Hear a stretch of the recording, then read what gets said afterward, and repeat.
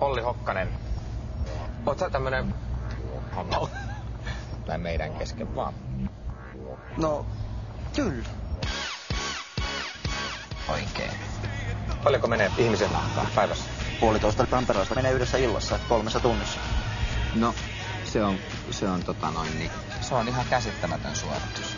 Oot arvaa mitä? Mulla on tässä itselläni tämmönen... Yllättävän paksu letku. Niinpä on. Koita miltä tuntuu. Ja nyt saunataan ja vedetään peräkkäin tasaisesti.